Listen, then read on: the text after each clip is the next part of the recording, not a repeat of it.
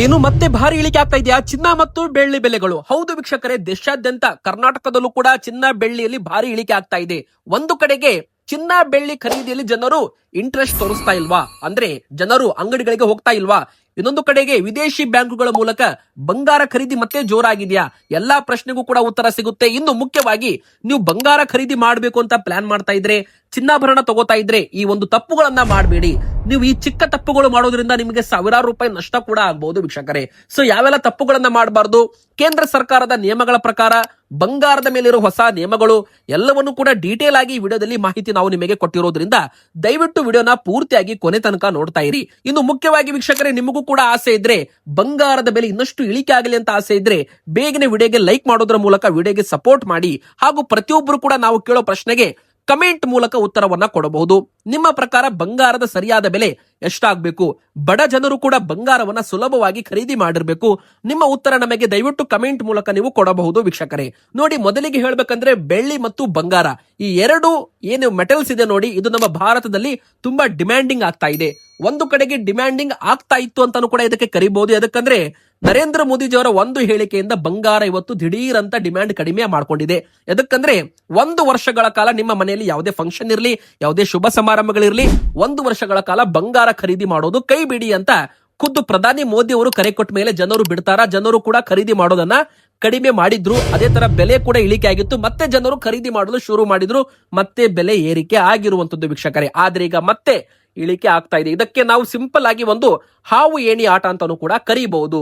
ಆದ್ರೆ ಒಂದು ಕಡೆಗೆ ನೋಡಿ, ಬೆಳ್ಳಿ ಬೆಲೆ ಏರಿಕೆ ಆಗಿತ್ತು, ಈಗ ಮತ್ತೆ ಇಳಿಕೆ ಆಗ್ತಾ ಇದೆ. ಅಂದ್ರೆ 2,80,000 2,95,000 ರೂಪಾಯಿ ತನಕ ಹೋಗಿತ್ತು, 3 ಲಕ್ಷ ರೂಪಾಯಿ ತನಕನೂ ಹೋಗಿತ್ತು. ಆದ್ರೆ ಈಗ ಮತ್ತೆ 2,55,000 2,60,000 ರೂಪಾಯಿ ಗಡಿಯತ್ತ ಬಂದಿದೆ.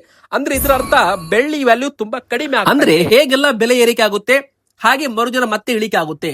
ಅಂದ್ರೆ ಇಲ್ಲಿ ಹಳೇದರಾಗಿ ಯಾರೆಲ್ಲ ಬೆಳ್ಳಿ ಖರೀದಿ ಮಾಡಿದ್ರು ನೋಡಿ, ಬೆಲೆ ಏರಿಕೆ ಆಗ್ತಾ ಇದ್ದಂತೆ ಅವರು ಮಾರಾಟ ಮಾಡ್ತಾ ಇರುವಂತದ್ದು. ಇಲ್ಲಿ ಇಂಪಾರ್ಟೆಂಟ್ ಆಗಿ ನಾವು ನೋಡಿದ್ರೆ, ಯಾವಾಗ ಜನರು ಹೆಚ್ಚು ಹೆಚ್ಚು ಮಾರಾಟ ಮಾಡ್ತಾರೆ ಅವಾಗ ಅದರದ್ದು ಬೆಲೆ ಇಳಿಕೆ ಆಗುತ್ತೆ ಅಂತ ಅರ್ಥ. ಯಾವಾಗ ಡಿಮ್ಯಾಂಡ್ ಜಾಸ್ತಿ ಆಗುತ್ತೆ, ಸಪ್ಲೈ ಕಡಿಮೆ ಆಗುತ್ತೆ, ಅವಾಗ ಅದಕ್ಕೆ ಡಿಮ್ಯಾಂಡ್ ಬಂದ್ರೆ ಅವಾಗ ಅದರದ್ದು ಬೆಲೆ ಜಾಸ್ತಿ ಆಗುತ್ತೆ ವೀಕ್ಷಕರೇ. ಈಗ ಮಾರ್ಕೆಟ್ ಅಲ್ಲಿ ಏನಾಗ್ತಾ ಇದೆ, ಬೆಲೆ ಸ್ವಲ್ಪನೂ ಏರಿಕೆ ಆದ್ರೂ ಕೂಡ ಬೆಳ್ಳಿ ಸೆಲ್ಲಿಂಗ್ ಆಗ್ತಾ ಇದೆ. ಹೀಗಾಗಿ ಇದ್ರದ್ದು ಬೆಲೆ 2,60,000 ರೂಪಾಯಿಗೆ ಮತ್ತೊಮ್ಮೆ ಭರ್ಜರಿ ಇಳಿಕೆ ಆಗಿರುವಂತದ್ದು. ಒಂದು ದಿನ 12-13 ರೂಪಾಯಿ ಕೆಜಿ ಮೇಲೆ ಇಳಿಕೆ ಆಗಿರುವಂತದ್ದು. ಸೊ ಇದು ಒಂದು ಕಡೆಗೆ ಗುಡ್ ನ್ಯೂಸ್ ಅಂತಾನೆ ಹೇಳ್ಬಹುದು.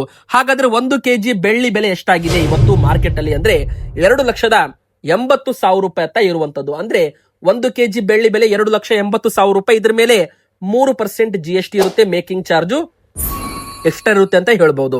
ಅದೇ ಬಂಗಾರಕ್ಕೆ ಬರೋದಾದ್ರೆ ನೋಡಿ, ಬಂಗಾರದಲ್ಲಿ ತುಂಬಾ ಜನ ಎಲ್ಲಿ ಮೋಸ ಹೋಗ್ತಾರಪ್ಪ ಅಂದ್ರೆ ಮೇಕಿಂಗ್ ಚಾರ್ಜ್, ವೇಸ್ಟೇಜ್ ಹಾಗೂ ಆಭರಣ ಖರೀದಿ ಮಾಡಿದ್ರಂದ್ರೆ ನಿಮಗೆ 10 ಗ್ರಾಮ್ಗೆ 15,000-20,000 ರೂಪಾಯಿ ನೇರವಾಗಿ ನಷ್ಟ ಅಂತಾನೆ ಹೇಳ್ಬಹುದು. ಎದಕ್ಕಪ್ಪ ಅಂದ್ರೆ ಇಂಪಾರ್ಟೆಂಟ್ ಫಸ್ಟ್ ಸ್ಟೆಪ್, ಸರ್ಕಾರ ಏರಿಕೆ ಮಾಡಿರೋ ಆಮದು ಸುಂಕ. ಅಂದ್ರೆ ಈಗ ಮೊದಲು 6% ಇದ್ದದನ್ನ 15% ಮಾಡಿದ್ದಾರೆ, ಮತ್ತೆ ಅದ್ರ ಮೇಲೆ 3% GST ಬೇರೆ, ಟೋಟಲ್ ಆಗಿ 18% ತೆರಿಗೆ ಬಂಗಾರದ ಮೇಲೆ ಕೇಂದ್ರ ಸರ್ಕಾರ ಸದ್ಯಕ್ಕೆ ಹಾಕ್ತಾ ಇರುವಂತದ್ದು.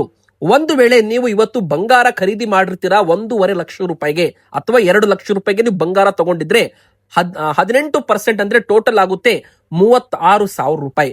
ಇದ್ರ ಮೇಲೆ ಕೇಂದ್ರ ಸರ್ಕಾರದ ಒಂದು ಆಮದು ಸುಂಕ 15% ಇದೆ. 15% ಮತ್ತೆ GST 3%, ಅದರಲ್ಲಿ 1.5% ಸ್ಟೇಟ್, 1.5% ಸೆಂಟ್ರಲ್ ಅಂತ ಬರುತ್ತೆ. ಆದ್ರೆ 15% ಅಂದ್ರೆ ನೀವು ಲೆಕ್ಕ ಇಟ್ರೆ ನೋಡಿ, ಲೆಕ್ಕ ಒಟ್ಟು 32,000 ರೂಪಾಯಿ ಆಗ್ತಾ ಇದೆ. ಸೊ ನೀವು ಒಂದು 2 ಲಕ್ಷ ರೂಪಾಯಿದು ಬಂಗಾರ ತಗೊಂಡ್ರೆ 30,000 ರೂಪಾಯಿ ತೆರಿಗೆ ಕೊಟ್ಟಿರ್ತೀರಾ.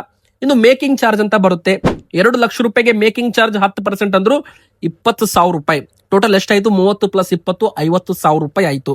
ಸೊ ಸರ್ಕಾರ ಏನಾದ್ರೂ ಆಮದು ಸುಂಕ ಮತ್ತೆ 6%ಗೆ ಇಳಿಕೆ ಮಾಡ್ತು ಅಂದ್ರೆ ನಿಮಗೆ ಅಲ್ಲಿ 30,000 ರೂಪಾಯಿ ನಷ್ಟ ಅಂತಾನೆ ಹೇಳ್ಬಹುದು. ಯಾಕಂದ್ರೆ ಈಗ ನೀವು ಸದ್ಯ ಬಂಗಾರ ತಗೊಂಡ್ರೆ ಹೆಚ್ಚುವರಿ ತೆರಿಗೆ ಕಟ್ಟಬೇಕು 15%.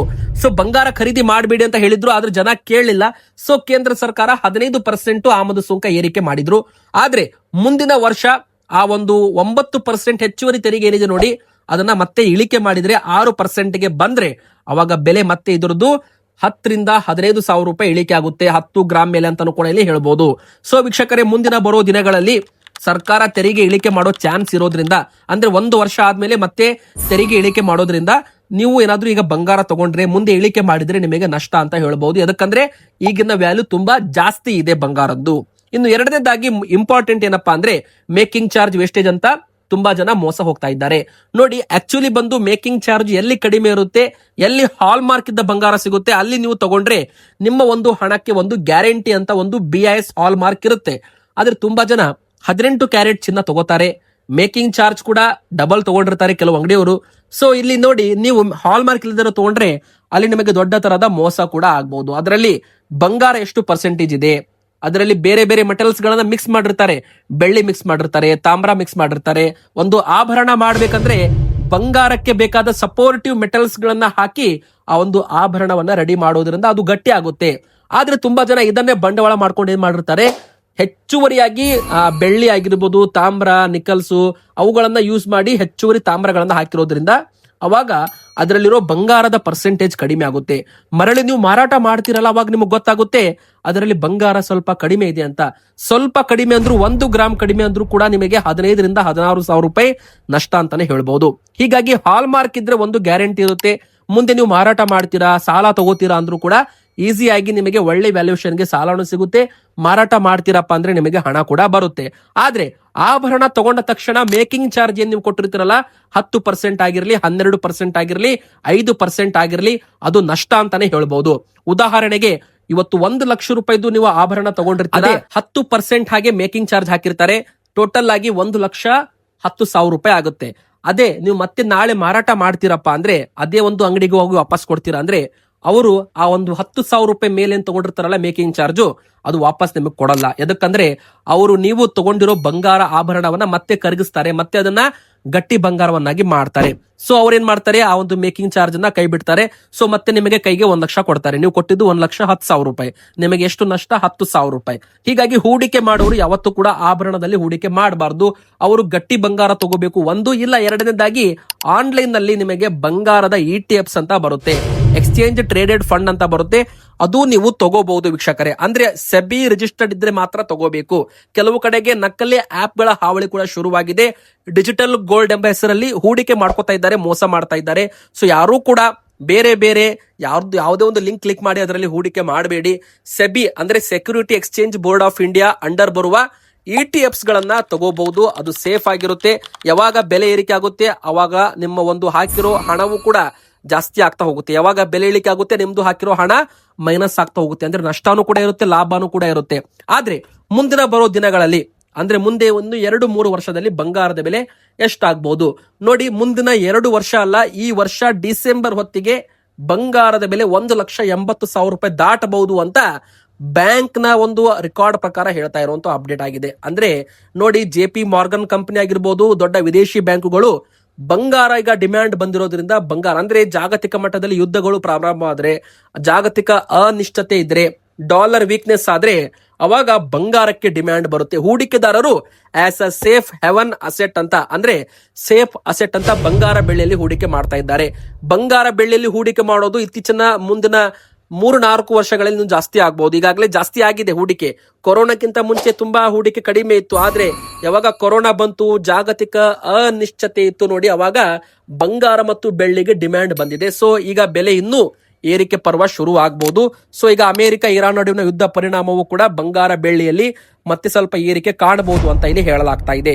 ಸೊ ವೀಕ್ಷಕರೇ, ಮುಂದಿನ ಬರೋ ದಿನಗಳಲ್ಲಿ ಬಂಗಾರ ಏರಿಕೆ ಆಗೋದ್ರಿಂದ ಯಾವಾಗ ನೀವು ಬಂಗಾರ ತಗೋಬೇಕು, ಯಾವಾಗ ಬೆಲೆ ಇಳಿಕೆ ಆಗುತ್ತೆ ಅವಾಗ ನೀವು ಸ್ವಲ್ಪ ಸ್ವಲ್ಪ ಬಂಗಾರವನ್ನ ತಗೊಳ್ಳೋದರ ಮೂಲಕ ಎವರೇಜ್ ಬೈಯಿಂಗ್ ಅನ್ನ ಮಾಡಬಹುದು.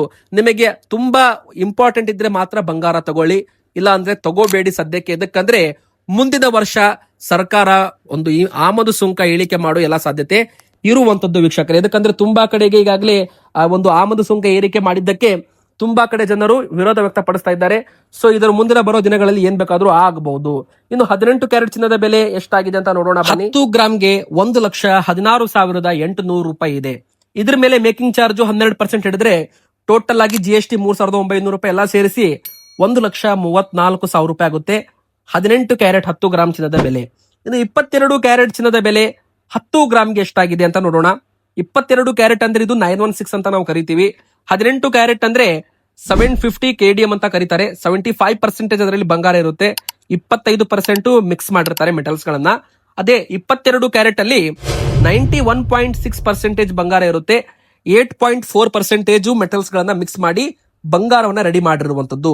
ಸೊ ಈ ಒಂದು 916 ಬಂಗಾರ ತಗೊಳ್ಳಿ, ನೀವು BIS ಮಾರ್ಕ್ ಹಾಲ್ ಮಾರ್ಕ್ ಇದ್ದ ಬಂಗಾರ ತಗೊಳ್ಳಿ, ಇದರಲ್ಲಿ ನಿಮಗೆ ಮೋಸ ಆಗಲ್ಲ ಅಂತಾನೆ ಹೇಳ್ಬಹುದು.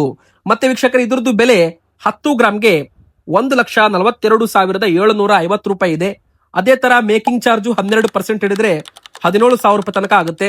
GST 3%, ಎಲ್ಲ ಸೇರಿಸಿ 1,64,000 ರೂಪಾಯಿ ಆಗುತ್ತೆ.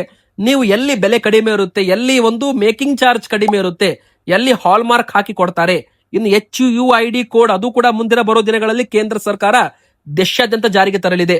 ಬಂಗಾರದಲ್ಲಿ ನಕಲಿ ಸ್ಕ್ಯಾಮ್ಗಳಾಗಬಾರದು, ನಕಲಿ ಬಂಗಾರ ಮಾರಾಟಕ್ಕೆ ಬ್ರೇಕ್ ಹಾಕಬೇಕು ಅಂತ ಸರ್ಕಾರ ಹಾಲ್ ಮಾರ್ಕ್ ಕೂಡ ತಂದಿದೆ. ಈಗ HUID ಕೋಡ್ ಇರೋ ಬಂಗಾರ ಮಾರಾಟ ಮಾಡಬೇಕು ಅಂತ ನಿಯಮ ಕೂಡ ತರೋದು ಇನ್ನು ಕೆಲವೇ ದಿನ ಬಾಕಿ ಇದೆ ಅಂತಾನು ಕೂಡ ಇಲ್ಲಿ ಹೇಳಲಾಗ್ತಾ ಇದೆ. ಇದು ಬಂಗಾರದ ಮೇಲೆ ಹೊಸ ನಿಯಮ ಅಂತಾನೆ ಹೇಳ್ಬಹುದು. ಮುಂದಿನ ಬರೋ ದಿನಗಳಲ್ಲಿ HUID ಕೋಡ್ ಇದ್ದ ಬಂಗಾರ ಮಾರಾಟ ಮಾಡಬೇಕು ಅಂತ ನಿಯಮ ಬರುತ್ತೆ ವೀಕ್ಷಕರೇ.